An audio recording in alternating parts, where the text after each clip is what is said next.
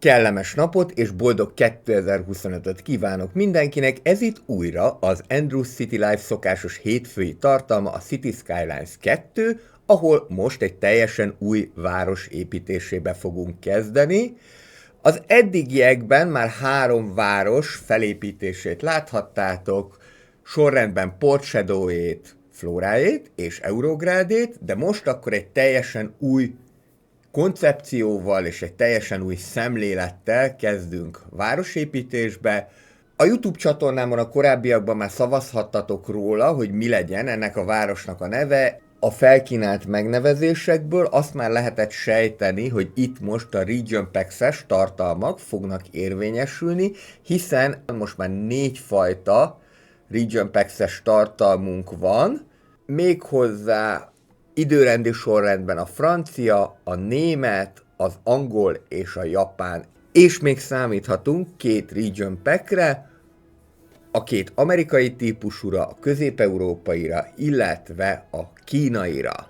Ezek közül én a legnagyobb Region Pack-et választottam ki, méghozzá a brit vagy angol típusú várost, úgyhogy most egy ilyen brit angol típusú várost fogunk létrehozni. Ez a Region Pack nagyon sokfajta épületet fog tartalmazni, nem véletlenül közel 7 gigányi a nagysága, úgyhogy a modok közül csak ezek vannak letöltve, plusz ez a kicsi villamos reméz, semmi más nem gondoltam most, hogy letöltenék, ez is bőven elég lesz nekünk ahhoz, hogy jót tudjunk ezzel játszani. A YouTube csatornán a korábbiakban már felkínáltam a szavazás lehetőségét, és itt torony magasan a King's Cross nevezetű város nyert, tehát akkor mi most a King's Cross-t fogjuk megépíteni. Kezdjünk is akkor egy új játékot.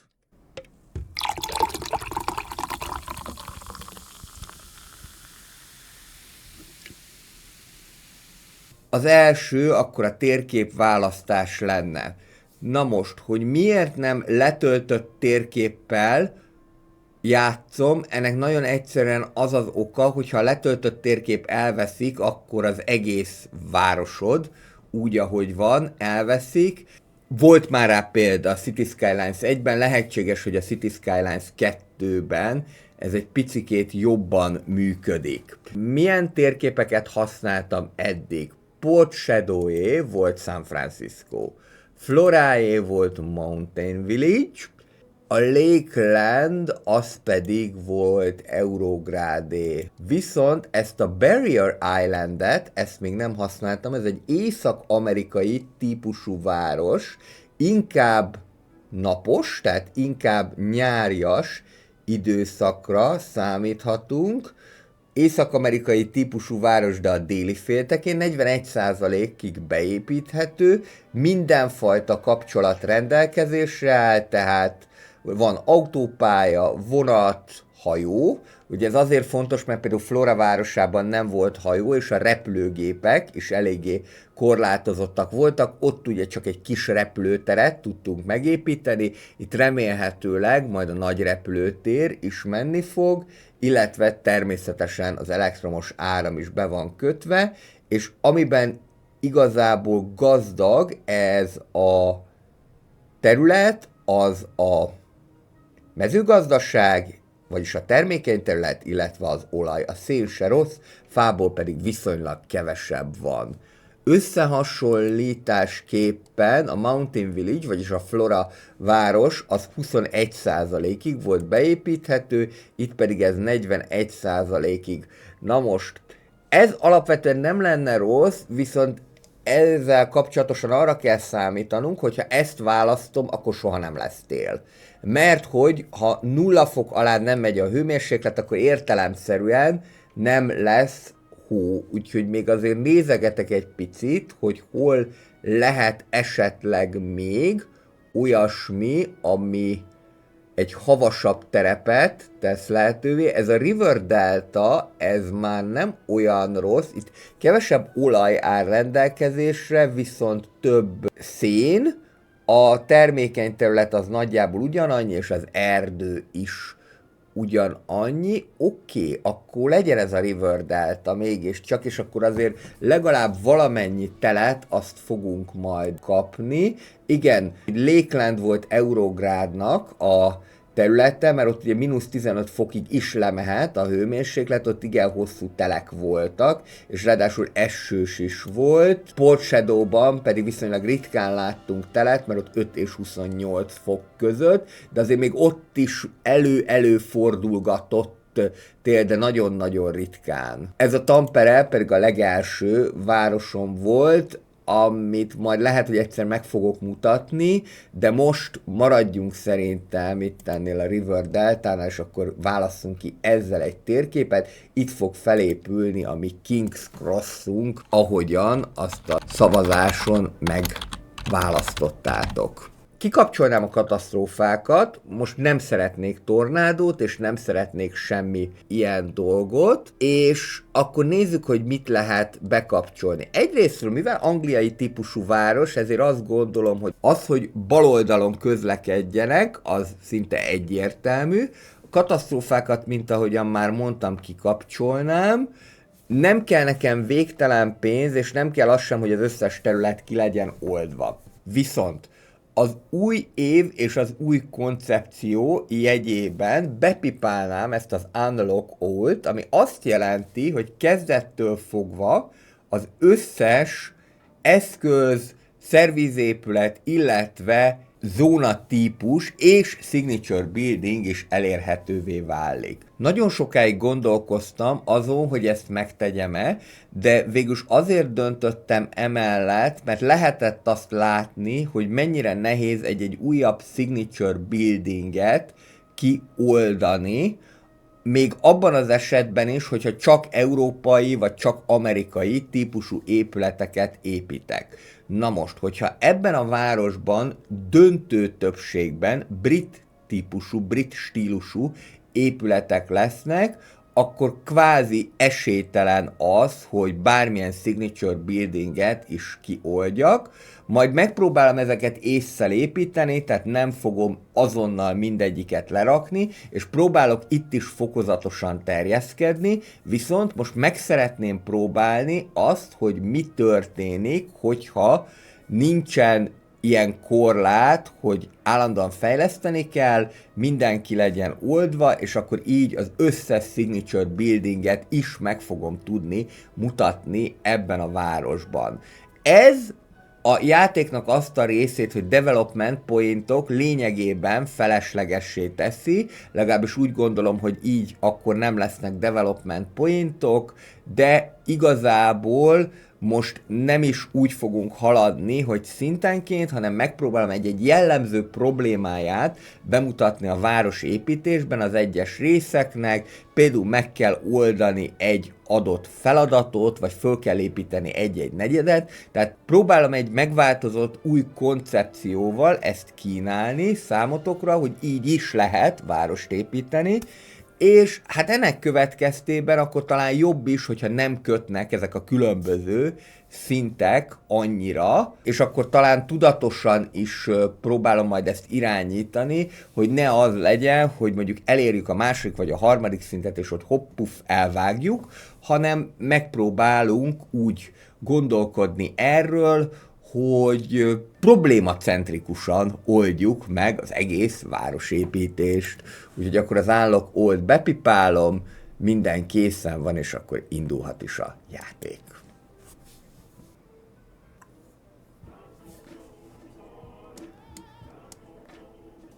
Azzal pedig, hogy az Unlock All-t azt bepipáltam, rögtön lehet látni, hogy 6.250.000 pénzt kaptunk, és rögtön a Megalopolis szintet értük el, innentől kezdve minden építhető, ez egy szabadabb építkezési formát tesz lehetővé, majd meglátjuk, hogy így hogyan tudok építkezni. Mindenképpen az az elv, hogy brit típusú várost építsünk.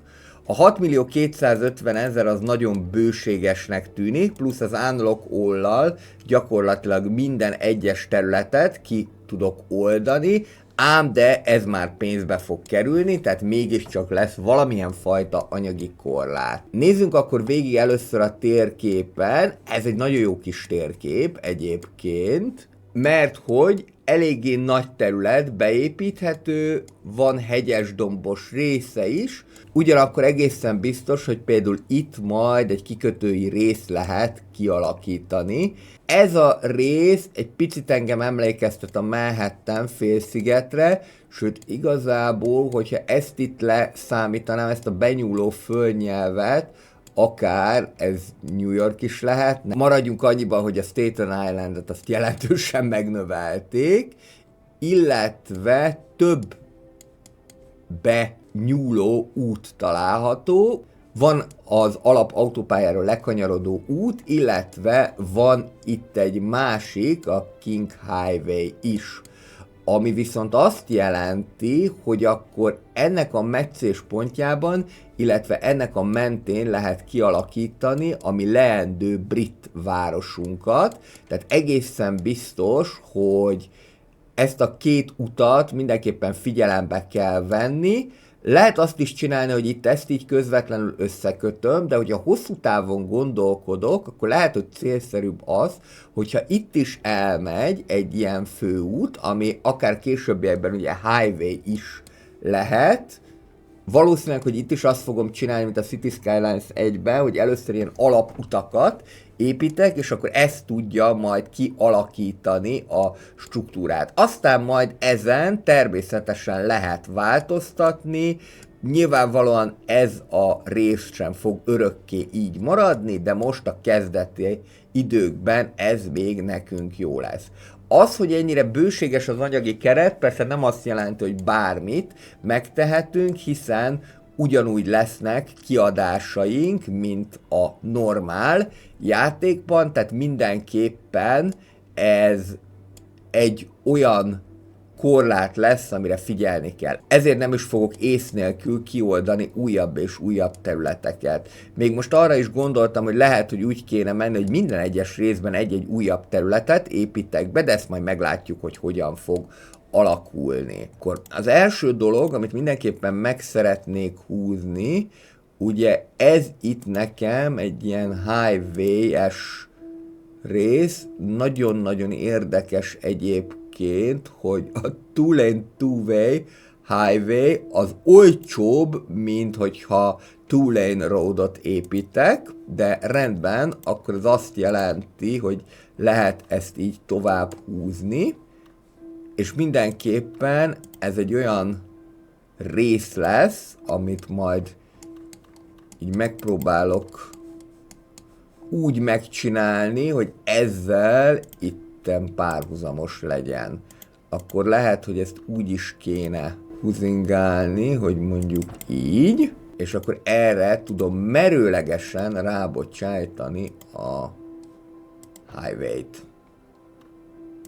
Ez természetesen nem fog így maradni, tehát ez csak a vezetőszár, vagy a vezetővonal. Ezt nyilván meg akarom tartani úgy, hogy elkülönítetten menjen a többi úttól, különösen azért, mert hogy mellette zónázni sem lehet. Valószínűleg, hogy akkor ez magyarázza azt, hogy nem lehet mellette zónázni, hogy ez fele annyiba kerül, mint a normál út. Bár akkor sem feltétlenül realisztikus. Nos, mi az, amit itt rögtön látunk? Az, hogy bizony a terület az eléggé ráncos, de lehet, hogy én most ezt meghagyom így, és akkor majd így próbálunk erre beépítkezni.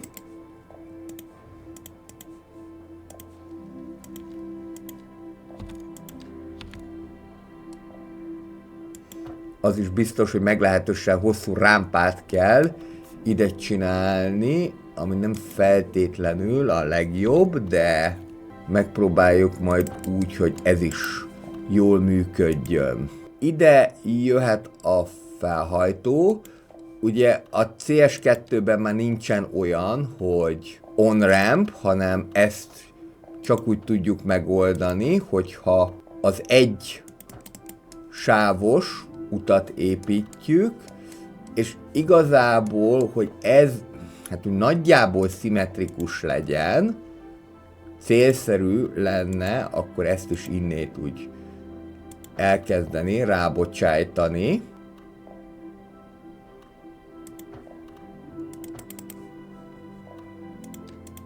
Mondjuk úgy így, befásítjuk őkelmét, kicsit jobban nézzen ki, és akkor innentől kezdve már 2 kapcsolat is van a leendő városunkhoz.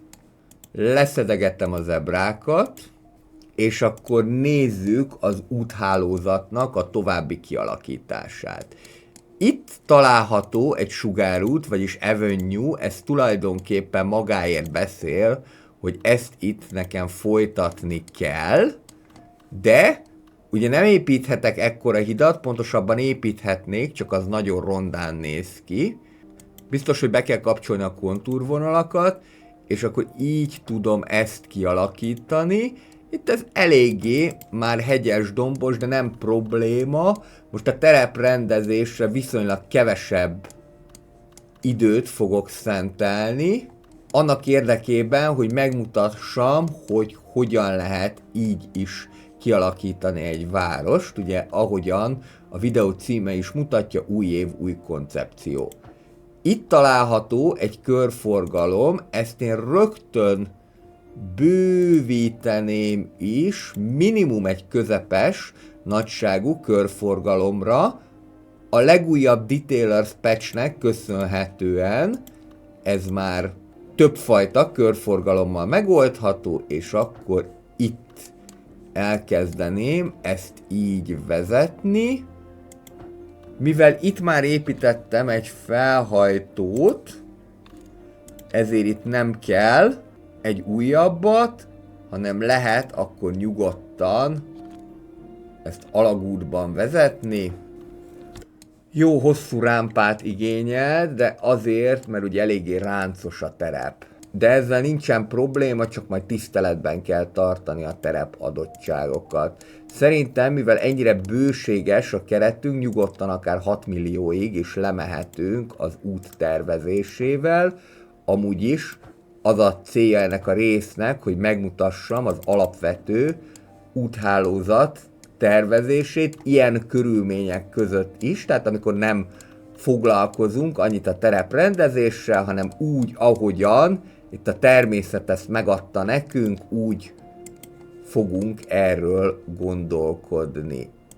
Aztán majd nyilván kiderül, hogy mi lesz ebből, de minden esetre a kontúrvonalakat megtartva, ahogyan egyébként a CS1-es tartalomban is mutattam, próbálok építkezni.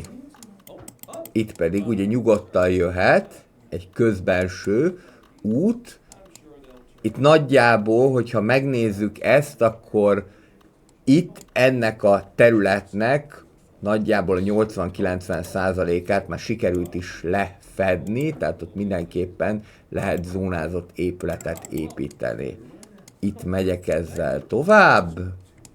Itt egyelőre nem tudok tovább haladni, hát be tudnám kötni a highway-be, de az abszolút nem néznek ki jól. És itt is vannak gondok, de azért ezt meg lehet oldani. Akár egészen közel is mehetünk az autópályához. Ide már feltétlenül csak kisebb utakat képzelnék el, és itt is jöhet. Nagyjából úgy azonos görbülettel, mint a többi. Meg kell hosszabbítani itt mindenképpen az autópályát is. Itt ezen érdemes elgondolkodni, hogy merre szeretném, hogy menjen. Azt nézem, hogy itt már határozottan egy ilyen síkabb terep van, úgyhogy ennek megfelelően itt mindenképpen majd inkább a light, illetve a low density rezidentálok lesznek, és aztán itt lesznek majd a nagyobb volumenű épületek, meg természetesen itt is. Hogyha azt nézem, akkor valószínűleg, hogy itt lesz majd a vasútállomás, és akkor ez fogja jelenteni a városnak a központi magját. Tehát akkor ez azt fogja jelenteni, bekapcsolva megint a kontúrvonalakat, hogy erre tudunk elhaladni egyelőre. Az egy picikét itt megtörik, de nincsen ezzel baj. Nézzük tovább, még ezt itt be kell rendezni. Itt ez egy kisebb fajta dombság. Úgyhogy ezt akkor le tudjuk itt határolni. Például mondjuk így.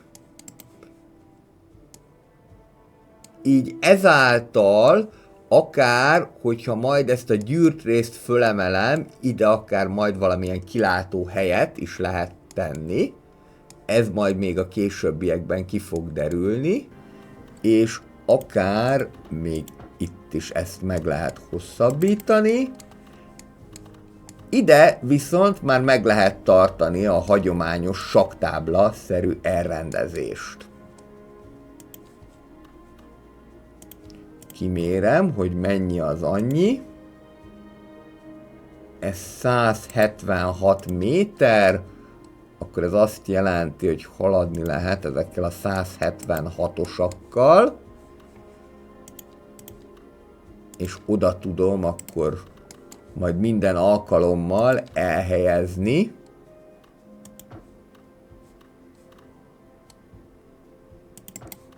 a közbenső utakat.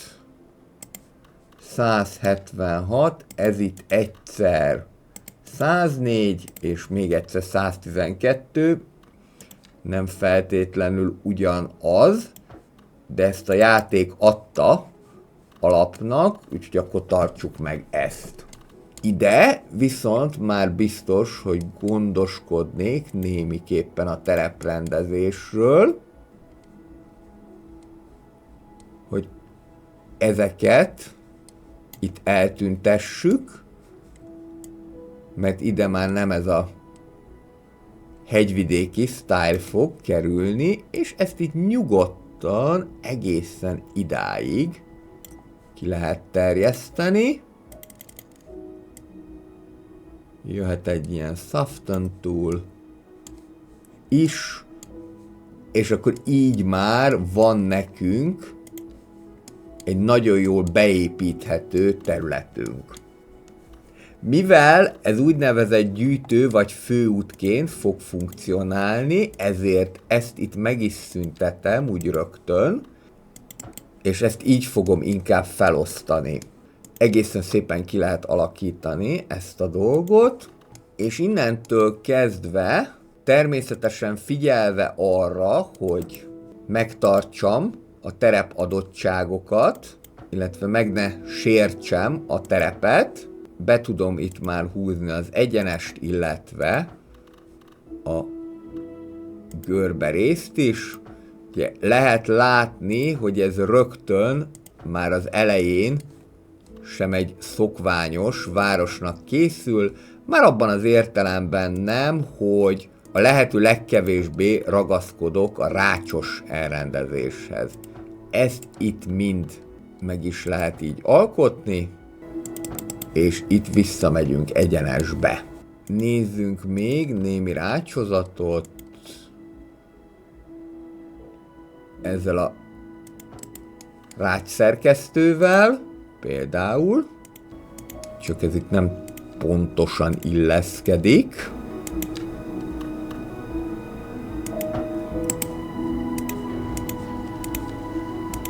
Itt is lehet majd zónázni.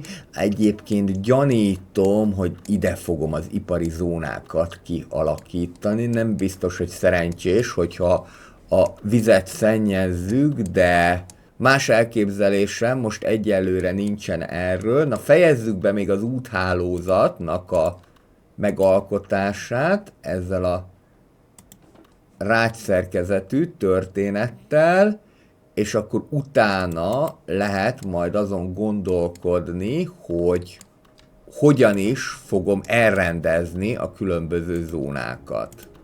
Még ide mindenképpen be fog férni egy valami. Jó, még itt ezt megszakítjuk. Aztán a későbbiekben majd ezen még lehet alakítani. Még ezt itt elrendezem. És akkor nagyjából az úthálózat kialakításával készen is vagyunk. Némi szépészeti beavatkozás még azért kell neki.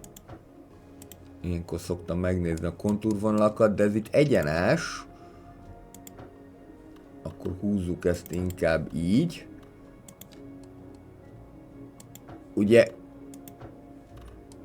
minél lesimultabbak a zónák, már úgy értem, hogy minél inkább ilyenek a zónák, hogy teljes egészében ki lehet tölteni, az annál jobb lesz nekünk, majd a későbbiekben. Nem baj, ide még behúzok akkor egy gyalogutat, meg ide is, és akkor itt majd így lehet erről gondolkodni. Jó. Akkor most meg vagyunk úgy nagyjából az úthálózattal. Megnézem, hogy milyen veszteséggel számolhatunk, így. Picit elindítom a játékot. 431 óránként, azt simán le fogjuk tudni majd dolgozni. Nézzük ezek után a zónák kialakítását, hova lehet majd berakni a különböző lakóépületeket, a kammersálokat, illetve főként ugye az industriálokat, vagyis a gyáripari épületeket. A gyáripari épületek elrendezése, elhelyezése szokott általában a szűk keresztmetszet lenni, különösen azóta, hogy valamerre fele fújja a füstöt a szél. És akkor, ugye én arra gondoltam, hogy ide fogom helyezni a gyáripari épületeket, hát ez már most megbukott, ez az elgondolás, mert hogy a füstöt erre fele fújja a szél. Aminek következtében akkor ezeket valahova ide kéne elhelyezni. Aminek következtében valahova ide kéne ezeket elhelyezni.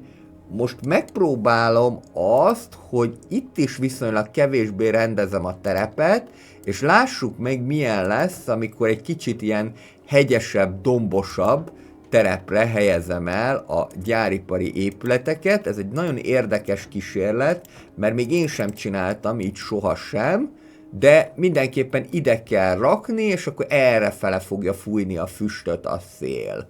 Mert ugye, hogyha ide raknánk, akkor itt szépen ráfújná a lakóépületekre, ami nem lenne túlságosan egészséges.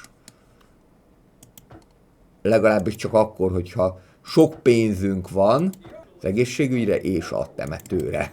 Úgyhogy akkor ezt ide fogom kialakítani, és szerintem mindenképpen ügyelni fogok majd arra, hogy minél előbb, minél többen menjenek főiskolára, egyetemre, annak érdekében, hogy kevesebb gyáripari épületet kell építeni. De ez csak az elgondolás, aztán ez még ezerszer változhat. Jó? Tehát akkor itt lesz az industriál.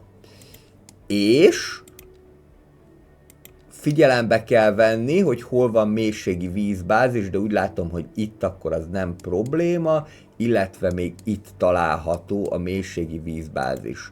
Valamint, itt lehet látni, hogy az összes signature building megépíthető lenne, ez teljesen jó lesz majd nekünk, valamint azt is figyelembe kell venni, hogy hol milyen fajta termőföldek, illetve szén- és olajmezők találhatóak. Itt található egy nagy termőföld, ez itt lehet egy farmos terület, hát itt már nem nagyon erőltetném ezt a dolgot, és máshol pedig itt, illetve itt található, még termőföld, de azért azt lehet látni, hogy elég sok fajta, hogy elég sok helyen van lehetőség termőterületre. A livestocknak, vagyis a baromfinak amúgy sem kell termőterület, ez a gabonának kell. Fa. A fából is elég sok van, ráadásul fát az gyakorlatilag modok nélkül is bárhová tudunk telepíteni, csak időkérdés, amíg megnő. Kő. Kőből, illetve szénből is elég sok van, de ezek így elszórtan jelentkeznek, és végül nézzük az olajat. Olaj pedig, és ez nagyon érdekes, leginkább itt található foltokban, illetve a tengerben. Nekem eddig nem volt tengeri olajfúró tornyom, de lehet, hogy akkor most ez is el fog következni. Oké, akkor.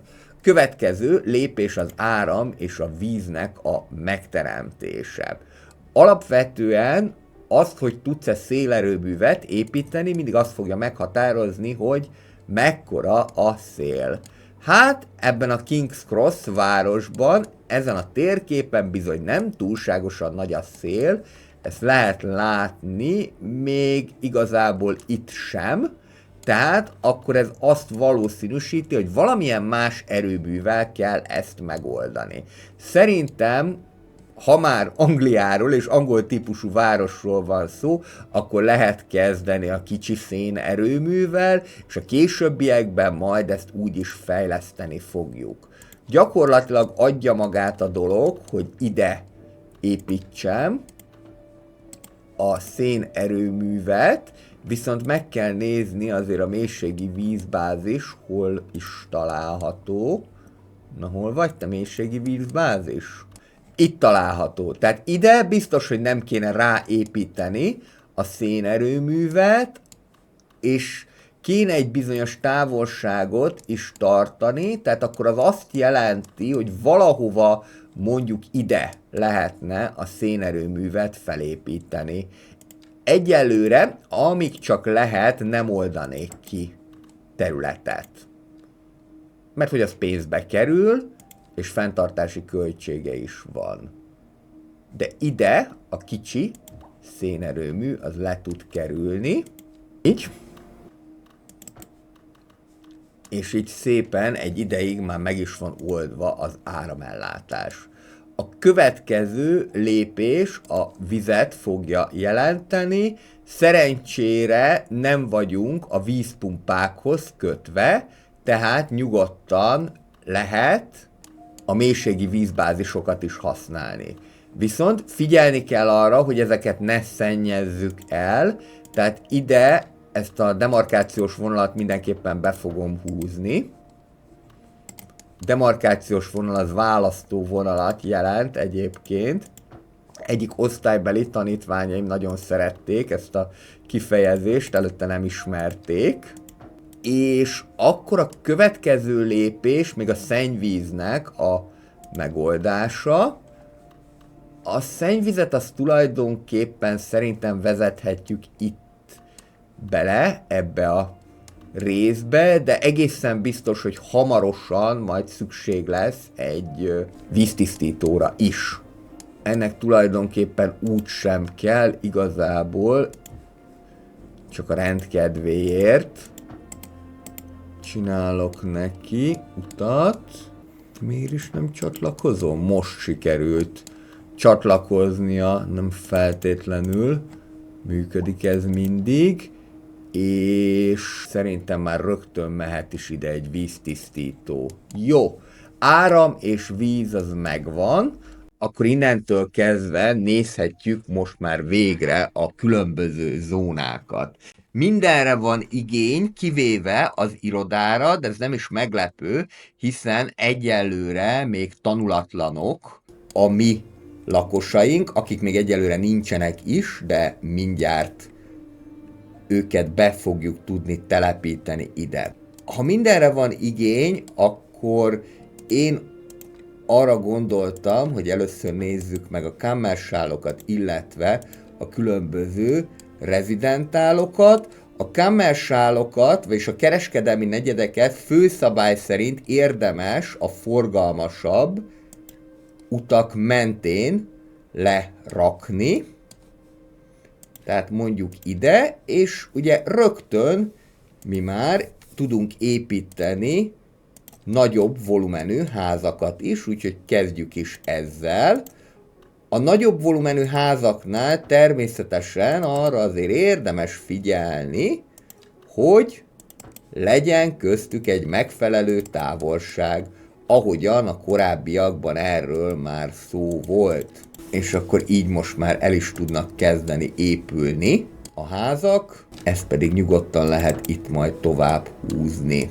Ezt a játékot most a nagyon gyors terjeszkedés fogja jellemezni, egészen egyszerűen azért, mert hogy rögtön minden épület a rendelkezésre áll, akár high density rezidentált is építhetnénk, és nyilván majd ez menet közben derül ki, hogy mit bír el a forma, hova kell egy parkot beépíteni, hova kell iskolát építeni.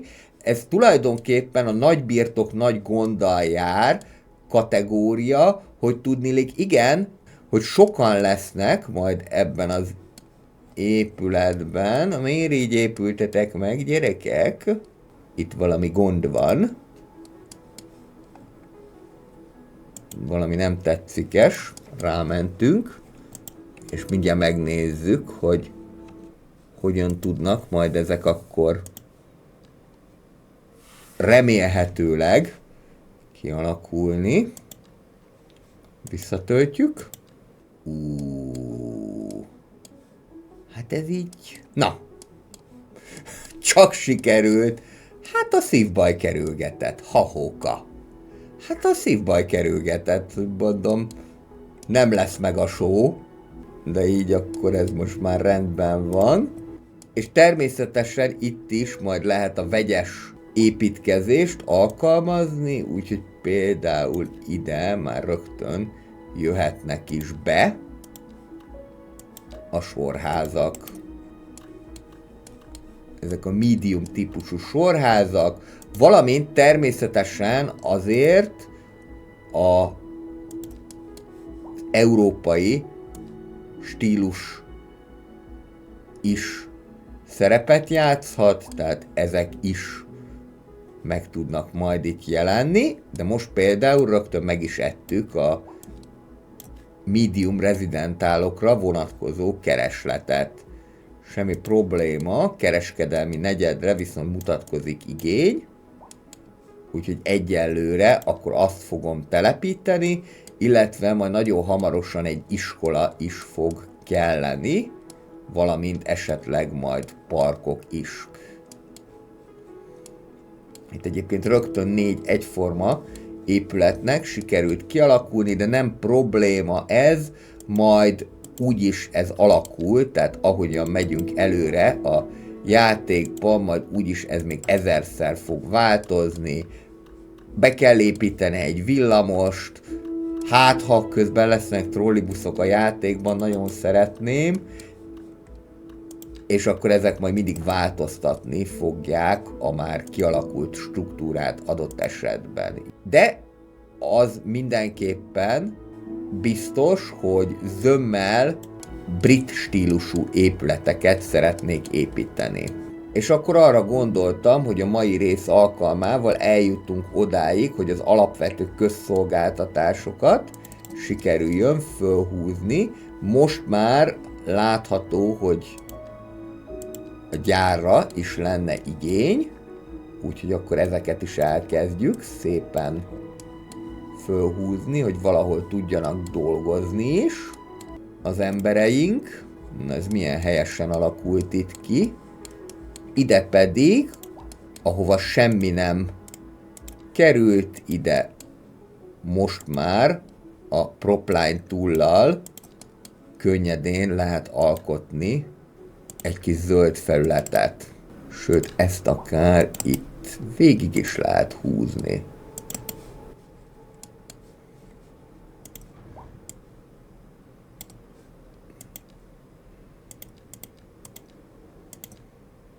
Garden Shed.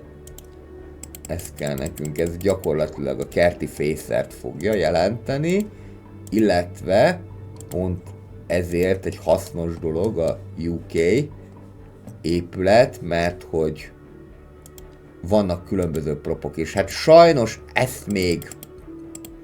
ezt még akárhogyan is szeretné az ember, ezt még nem lehet normálisan lerakni, ehhez még majd mindenképpen a Propline Tool fog kelleni. vagy majd időközben beépítik a megfelelő modot, mert hát egyébként nagyon sok minden közül lehetne választani, lehet, hogy egy idő után én is le fogom ezt majd tölteni. Picit csökkent a veszteségünk, nézzük tovább az építkezést. Nagyon kis csecseházak alakultak ki, ezt nyugodtan el lehet követni a másik oldalban is. Egyelőre még nagyobb épületeket nem építenék, mert bár lehetne, de nem lenne rá meg a megfelelő kereslet. Különösen, ami ugye a kammersálokat illeti, és nyugodtan persze ezeket lehet majd keverni medium density rezidentálokkal is. Lehet, hogy inkább itt is a sorházakat részesíteném előnyben, de akkor már egységes legyen az építkezés. Na, és rögtön mutatkoznak is az első problémák. Az egyik, az biztos, hogy kéne valami fajta iskola, hogy ne legyenek tudatlan bunkók, akik ide járnak. Ezt akár ide le is lehet helyezni. Másrésztről pedig kelleni fog nekünk temető is. A UK városnak egy nagyon kellemes tulajdonsága, hogy temetőt is kapunk vele. Mondjuk ide le lehet rakni. Angliában élő barátném mondta, hogy az angolok kifejezetten szeretnek temető mellett lakni, sőt, az igazán gazdagoknak akár külön kulcsuk is van a kert végében található temetőhöz. És úgy láttam, hogy ezt mind a kettő kiterjesztést majd még meg lehet építeni, ez nagyon jó. Ugye itt természetesen csak arra kell vigyázni, hogy a kiadások azok ne emészszék föl a bevételeket, ugye rögtön mutatkozik, hogy rendőrség is kell, úgyhogy most már mindent is meg kell építeni, a rendőrség mondjuk jöhet ide, és egészen biztos, hogy a tűzoltóság is kelleni fog, ami ugye rögtön azt jelenti, hogy elég sok kiadással számolhatunk már itt az elején. A tűzoltóságot talán így közelebb tenném a gyárnegyedhez. Most viszont, hogy már az alapvető feltételek adottak, akkor nézzük tovább az építkezést.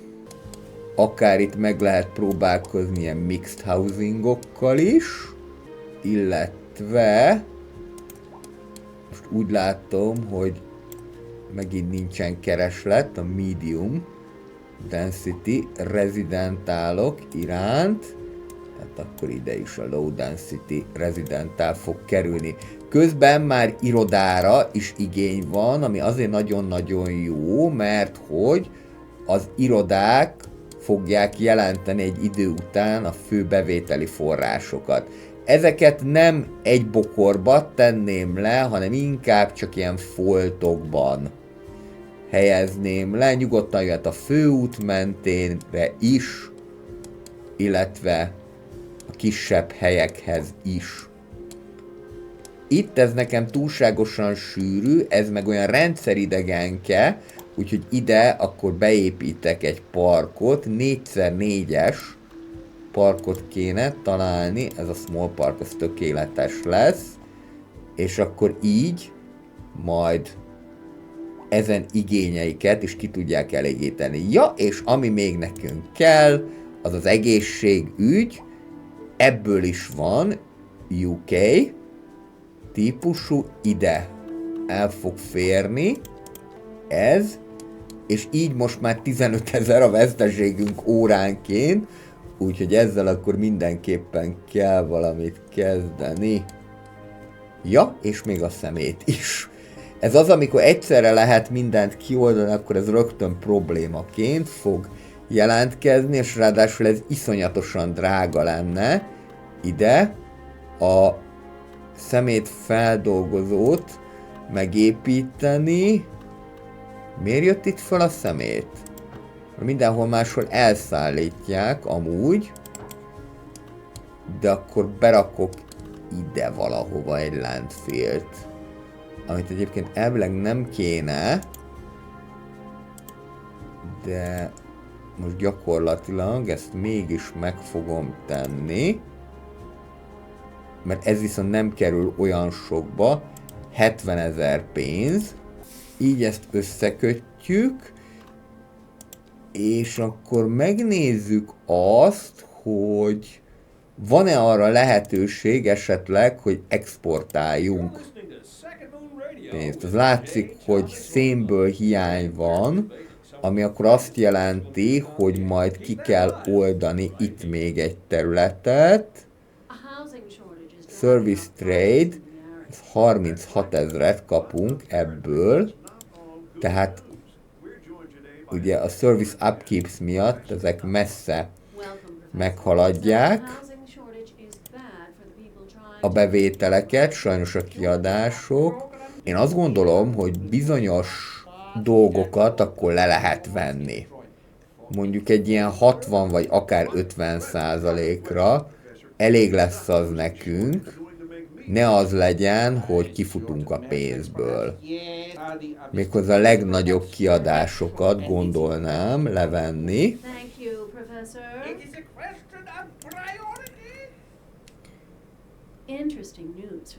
És a későbbiekben aztán majd ezeket lehet följebb venni. Hát, hogy akár 50%-ra is mindent, hogyha leveszek, nem lesz azzal probléma. De mondom, ezt a típusú építkezést én is most csinálom előszörre. És igen, amivel a legnagyobb problémájuk van, az a kicsi otthonok, tehát több low density rezidentált szeretnének. Itt ezeket meg majd ki fogom tudni terjeszteni. Sikerült 12 000-rel lefaragni a veszteségeinket, ami nem rossz. Ide akár szerintem már a jó kis új Urban Promenades házak is jöhetnek. Ezek szerintem tulajdonképpen bármelyik típusú városhoz illeszkednek, és ide pedig behúzok egy felüljárót. Jó, hosszú lett ez a felüljáró, na nem baj.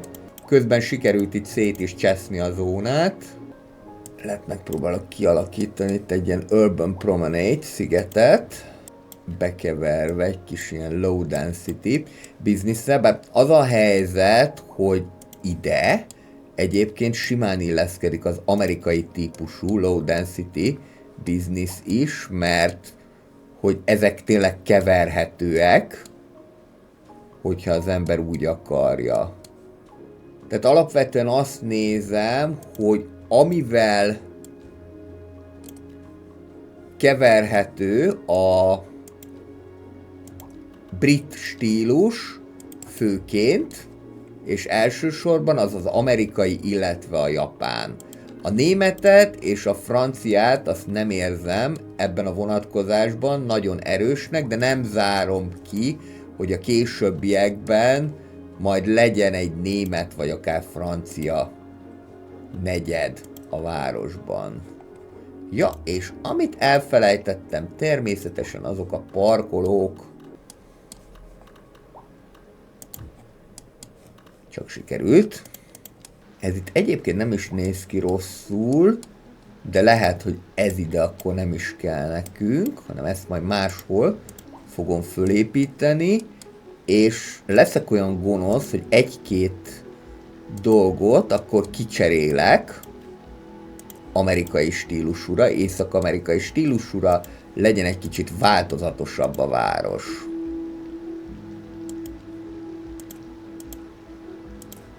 Ide jöhetnek a gesztenyefák.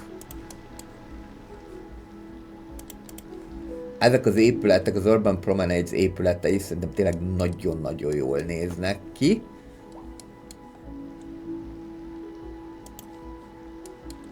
Csak sajnos maga a csomag az nem kapott túlságosan jó értékelést, mert hogy a név alapján nem erre számítottak a felhasználók. Én sem, de már kezdem ezeket megszokni, és kezdem meg is szeretni. Most így az jutott eszembe, hogy játsszuk akkor úgy ezt a játékot, hogy meghatározott számú lakost próbálok elérni, mondjuk a mai alkalommal vagyunk 1200-an, érjük el mondjuk a 2000-et, és akkor addig fogjuk játszani a játékot. Megint megjelent az igény a Medium Density rezidentálokra, ide viszont akkor ide jöhetnek ezek a teraszos kialakításúak. Az nagyon-nagyon jó lenne egyébként, hogyha ide kattintok, vagy ide viszem az egeret, akkor megjelenne, hogy pontosan milyen típusú akról van szó. Mi a problémátok? Az internet szolgáltatás. Akkor először is ezt itt megépítjük. Rögtön nem úgy épül meg, ahogyan én szeretném. Viszont akkor nézzünk internet szolgáltatást, illetve posta szolgáltatást is. Szerintem így első körben egy kicsi posta az elég lesz. Lerakjuk a mailboxokat is.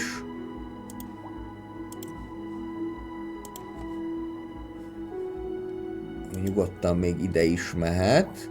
Ugye bőségesen kaptunk pénzt, de nem fogunk pénzt kapni a szintlépésekkel, mert hogy nem tudunk szintet lépni, és akkor valahova még kéne nekem internet szolgáltatás is. Hát ezt úgy kéne lerakni, hogy mindenhová jusson belőle, tehát mondjuk így ide. Így mindjárt akkor egy picit elégedettebbek lesznek, de úgy tűnik, hogy egyelőre ezeknek az angol lakosoknak abszolút a low density rezidentálokra van igénye. Oké, akkor elégítsük ki ebbéli igényüket, aztán lassan már majd a közlekedésre is kell gondolni. Illetve arra is, hogy megteremtsük a szükséges nyersanyagokat, akkor nem is annyira pörgetem a játékot. A legnagyobb hiány szénből van, illetve kisebb mértékű hiány van mezőgazdasági terményekből, de a szenet kéne megoldani, egészen egyszerűen azért, mert hogy a szénerőmű az kelleni fog majd. Hát nem akartam ide rakni, de muszáj lesz, úgy tűnik. Egy ilyen olcsóbb sufni tuning megoldással élek egyelőre, és akkor ide jöhet az első szénmező. Ebből rögtön akár majd 2 is. 20 tonnányi hiányunk van, úgyhogy ha 82 tonnát tudunk kitermelni, az bőven elég lesz. 83 egészen pontosan. És óvatosan telepíteném már csak a medium density rezidentálokat, illetve egészen biztos, hogy majd a parkolóra is szükség lesz. Azt nem értem igazából, hogy miért megbízhatatlan az egészségügyi szolgáltatás, mikor összesen 12 betegünk van. De mondjuk ez a 2 mentőkocsi, ami rendelkezéssel, ez valóban nagyon kevéske. És egészen biztos, hogy irodák, azok még kelleni fognak.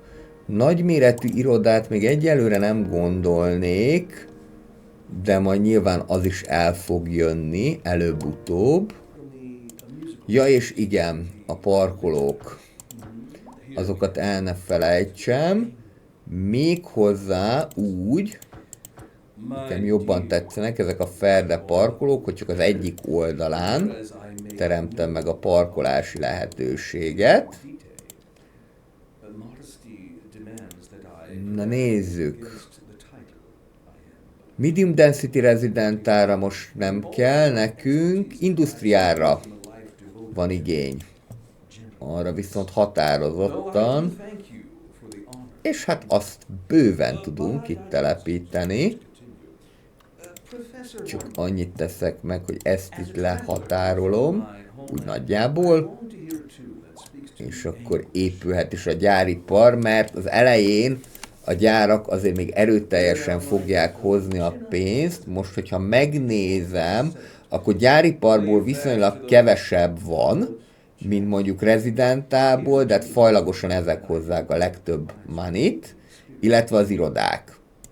Tehát mindenképpen akkor ezeket kell nyomatni, annak érdekében, hogy a későbbiekben majd akkor tudjunk főiskolát, egyetemet és így tovább, és akkor majd fokozatosan már lehet egyre több irodát is építeni. Mi a helyzet az iskolával? 137-en járnak az 500-ból, és majd ezt itt is ki lehet terjeszteni a saját helyén, ez tök jó. Tök jó egyébként, hogy ki lehet bővíteni úgyis ezeket az utakat, hogy nem kell rombolni vele, ez nagyon tetszik. Meg ez is nagyon tetszik, ez tök jól alakult ki. Ráadásul a UK épületeknek az is egy nagy előnyük, hogy van beépített parkolójuk. Már amelyiknek van, nem mindegyiknek van, de a medium rezidentálok általában rendelkeznek ezen kellemes tulajdonsággal. Aha, tehát akkor ebből terraced housingból a 2x2-es, ami hát meg még mondjuk két ilyen 4x4-es.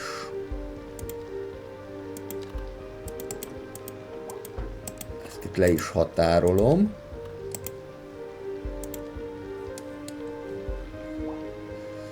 Megpróbálok modok nélkül valami kerítést vagy falat építeni, de nem úgy néz ki, hogy ez menni fog, ez a történet.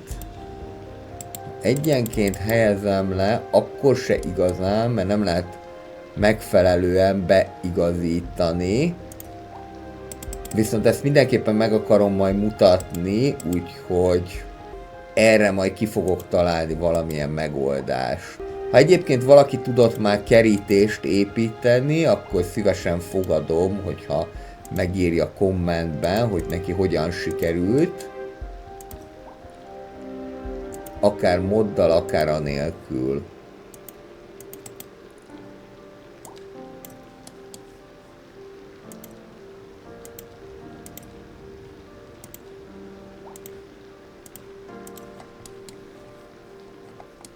Egyelőre így zöldítünk.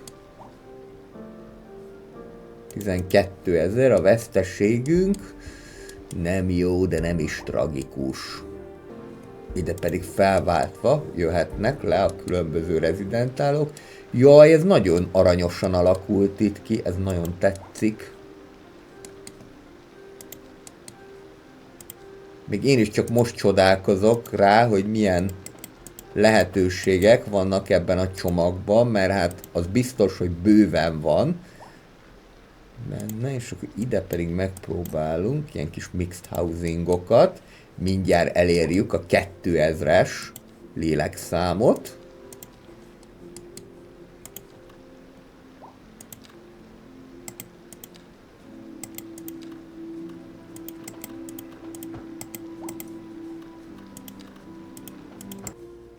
És akkor ezt már meg is haladtuk tulajdonképpen, úgyhogy akkor én ezzel megköszönöm a szíves figyelmeteket. Ez volt a hétfői City Skylines 2-es tartalom, hogyha tetszett ez a videó, akkor egy kommenttel, lájkkal vagy feliratkozással ezt jelezzétek. Mindenkinek még egyszer boldog új évet, szerdán a Car Manufacture újabb részével találkozunk, pénteken pedig a pénteki stratégiákban, de figyeljétek az Andrew City Life-ot, mert most még lesz nosztalgia tartalom is ezen a héten. Jó városépítést mindenkinek, jövő héten pedig folytatjuk a King's Cross városnak a kialakítását. Sziasztok!